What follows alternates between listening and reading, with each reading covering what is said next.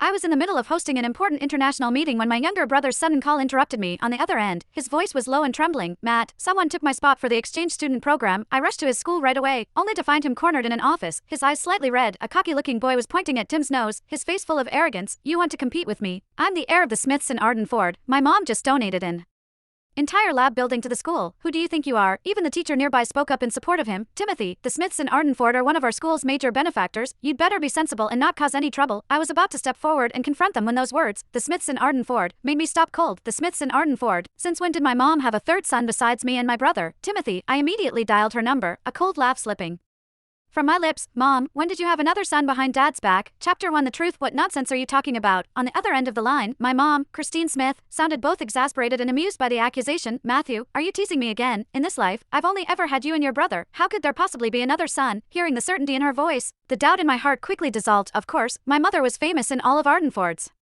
high society as the model wife and perfect mother. Her gentle devotion to my father, Elias Mace, had remained unchanged for 30 years. She was the woman every other rich wife was compared to in our circle. Scandals about women having affairs or keeping toy boys weren't uncommon, but everyone agreed on one thing: Roger Smith would never be one of them. It better be that way, I said coldly, hanging up. Then, I looked up at the arrogant kid in front of me.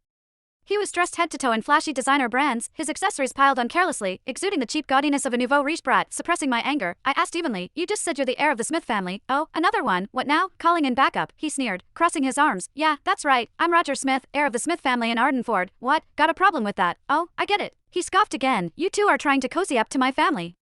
Ha, too late for that. Tell me, besides the Smiths, are there any other Smiths even worth mentioning? What a pair of country bumpkins. Then, he turned back to my brother, his voice dripping with malice. Timothy, so what if you've got good grades? So what if you spent a year working hard? My mom says one word, donates a building, and unravels everything you've done, making it worthless. My brother, Timothy, lowered his head even further. His fists clenched so tightly his knuckles turned white.